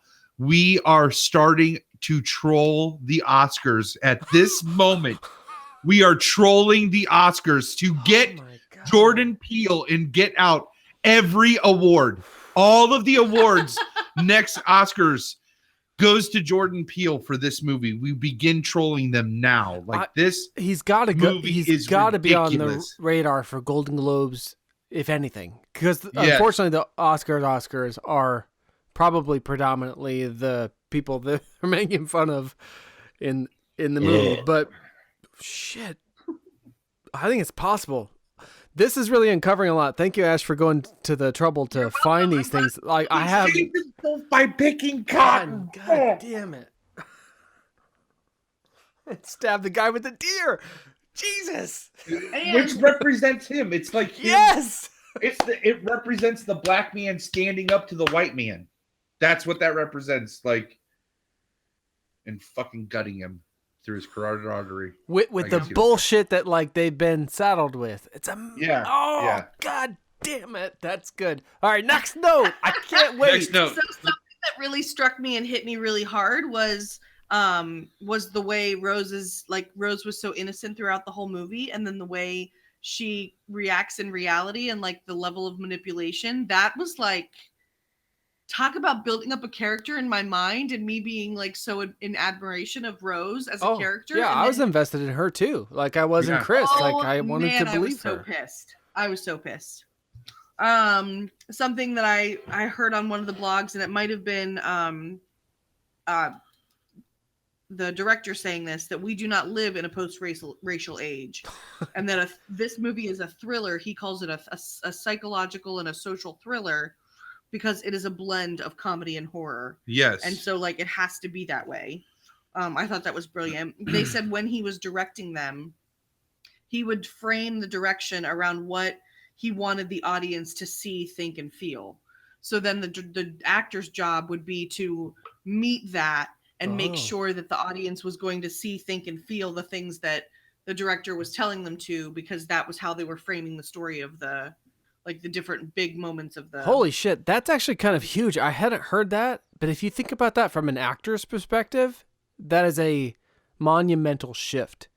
Because usually actors have to, their whole thing is to portray their character truly, and in some ways as though they're the hero of their own story. You know what I mean? They're like, you hear people talk about playing villains, they don't see them as villains.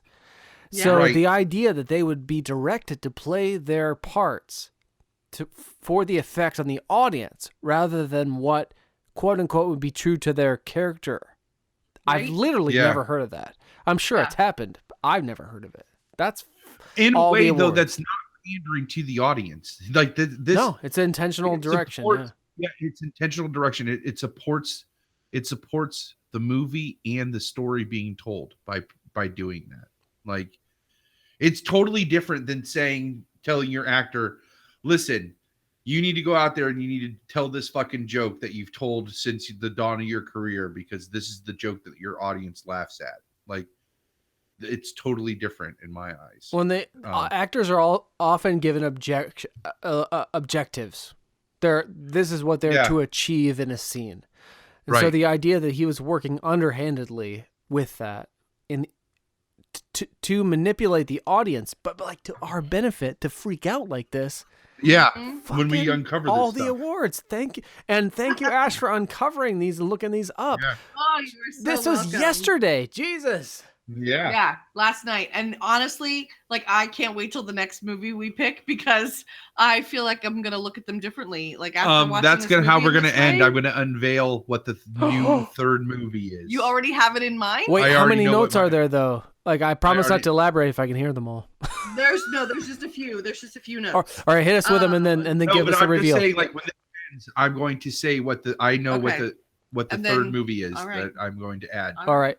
I'm gonna let you roll with your comments. I will not say anything, however awesome they might be. And if people think they're equally awesome, they can chime in at LWSD Pod on Twitter or LWSDpod@gmail.com. Hashtag Ash Rocks. Okay. Sorry. No. Well. So okay. Go. This party at the house. This was another thing that I was like, oh my gosh, why the hell didn't I see it from this angle? This party at the house was likely an auction. It was an auction all along, but is likely like a regular thing for this community. Yes. That's fucked up. Yeah. I was like, is that the note? That's fucked up. That's the note. That's the note. I'm gonna save that one for last. Chris, our main character, has a definite guilt connection with his mom, and that's what makes it hard for him to leave Georgiana after he hits her at the very end of the movie. Yes. So that's what motivates him to stop the car and get out and pull her into the car. Because he feels like he killed his mother through inaction. Right. Wait, I forget that part. Just fill me in on that. His mom was in a hit and run car accident and died at the scene of the accident. And Chris was like an 8-year-old boy. Oh, that's right. And he just sat there and watched television. That's right. Oh my God. Yeah. He never did anything. It was like 1 hour turned into 2 hours, turned into 3 hours, turned into 5 hours. And then he found out that she died alone and cold at hour 3 of her being late, where he could have easily alerted somebody that she wasn't there, but he just sat and watched TV. And up to this point, he still thinks that Georgiana is just a lobotomized African-American slave, like servant. And this is where the movie gets the final twist that is just so fucking brilliant. I mean, just brilliant. Do we want to reveal the last? I mean, we spoiled. I feel like I need it. No, I've seen the movie. And I have seen the movie. I've been enjoying this so much, hearing you guys recap it. If I haven't seen the movie, and I'm not gonna, it's just as good. I mean, well, relatively so. So please do. Oh yeah. Thank you. So tell us, what's the final reveal? He guiltily puts her in the car because he can't leave her behind after he hits her. Mm-hmm. And up to this point, all of his interactions with the hired help, those 2 African-American help, has been very awkward and weird. And he keeps saying, it's almost like for the man, it's almost like he used to date you, right? And then that's what he told Rose. Chris tells Rose. And then with the woman, it's almost like she doesn't approve of how he acts or something. It's something like that. But anyways, he throws her in the car and they've been weird. And he thinks that she's still just this lobotomized thing. And at the last second, you realize it's the grandmother. Because she says, "You ruined my family." And you realize that the grandmother and the grandfather were the first two people to be transplanted into these bodies. I forgot. Fuck. Yeah. Or not the first two people, but they've been transplanted. So the sprinting African American dude is the grandfather, and the woman is the grandmother, The housekeeper. And so but she's not a housekeeper. She's not a housekeeper. It's just they're putting on airs again, and this is where it gets so shitty. So even the grandmother and grandfather are pretending to be hired help to let Rose get her rocks off. This is all like a charade for Rose. Well, and to bring more black people into their community, because in the video that they show, But they could do it Chris's way. They don't have to do this whole charade of like. Yeah, that's true. They don't have to do it Rose's way. You're totally right. Or the brother's way, I guess. Like, but they ultimately are. Oh yeah, I said Chris, but I meant the brother. They could do it that way. So all right, so you find out the last twist is I forgot about that. Thank you. That's the housekeeper is the grandmother and the hired man is the grandfather, because she even says like the grandfather goes sprinting for him and she's like, "Go get him, grandpa." And I'm just like, fucking bitch. Like that's just like so ridiculous. Yeah, so ridiculous. So one blog pulled up an image, and the whole YouTube video was just the same image up on the screen as he was talking about it, but it was the image of all of the white people at the auction at this party before they played bingo, all of them standing kind of in a cluster. I think it was when maybe Chris and Rose arrived and everybody turned at once to look at them when they arrived. And so it was like this cluster of people with one Asian man on the end. Yeah. Oh, I didn't notice that. Okay, so this is what I listened to about racial triangulation. So this is saying that like the bride should really be a part of this conversation too. She would have had a lot to contribute to this. Sorry, I didn't say the whole title. Racial triangulation of Asian Americans / whites and blacks essentially says that there is this fog of perception among the races that Asians are above blacks, but they're not as good as whites. And so this man being at this auction is him trying to determine, does he want to trade the life that he has as an Asian man and be a black man? And so if you go back and watch it again, you'll see that the kind of questions he's asking Chris are questions about his status in life and how he's viewed in society. And like, because what he feels like, what does he feels want to his go down a experience rung? is, Does he want to go down a rung? Figure out if him buying Chris's brain and getting transferred into his consciousness, will that be a better deal for him than the life he's living as an Asian man, because of this Asian racial limbo in this racial triangulation between, like, it's that's holy the right? fuck. Oh my god. I mean, that's like, I mean, everything up to this point was been genius, but that's like mind-blowing genius. Fuck. And well, honestly, I can go back and find all the websites that I found all of these perspectives on, because I would be happy to add them to this. You should share them, because you should just tweet them at LWSD I pod. will do that. Yeah. That's what you should do. Yep, I can totally do that. Because wait for this episode to launch and then just start tweeting that stuff out. Yep. Yeah, because you're on the Twitter. As long as you should own these.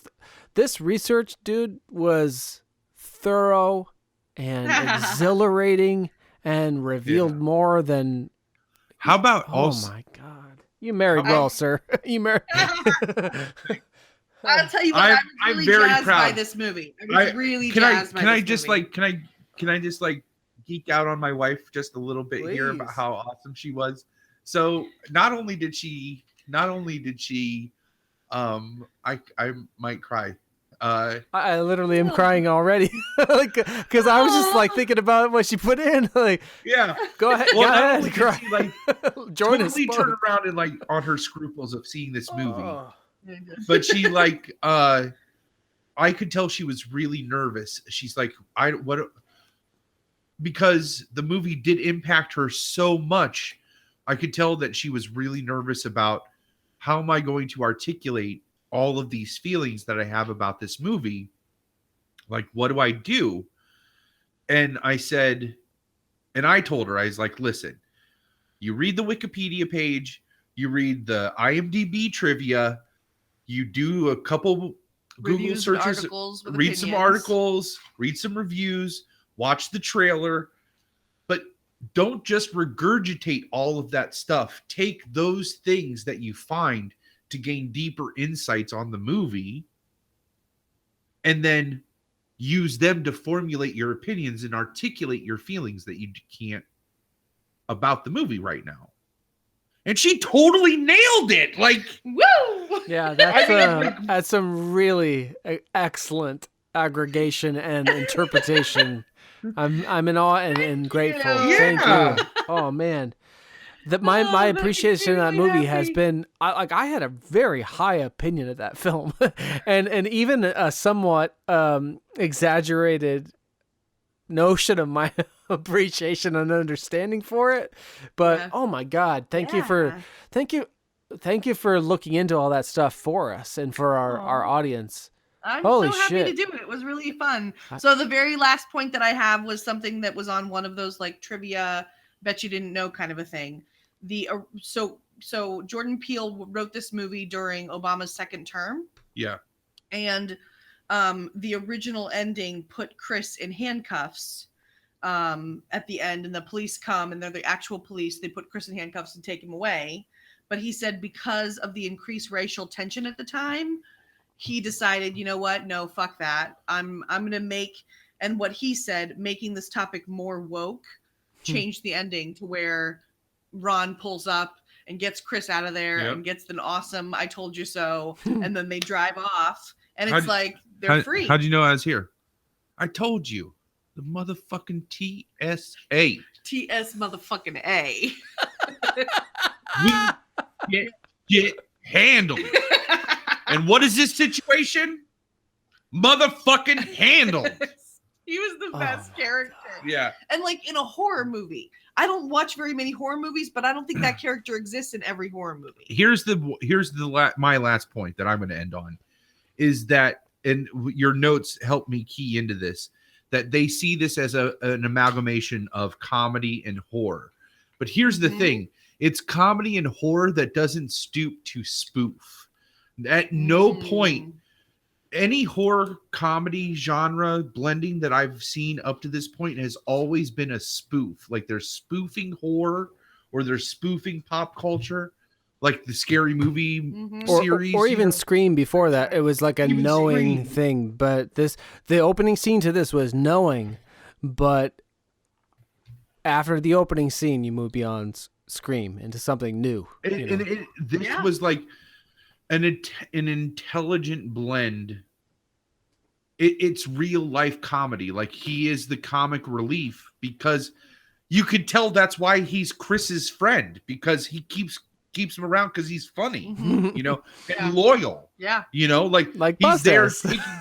He's bust ass. I mean, you know how easily he could have just been like, whatever, I'll keep taking care of his dog and like, right. I'm sure he'll be back Right. soon enough. Like, right. So he didn't have to go to the lengths that he went to. Such a great fucking movie. Yeah. So all right. So that's all I have to say about it. It was awesome. I give it 4 stars, all A's. out of 1 star, I give it 17 stars. It's a definite Palmer pick from this Palmer. Yeah. Oh my God. It's a Palmer pick. Definitely a Palmer pick.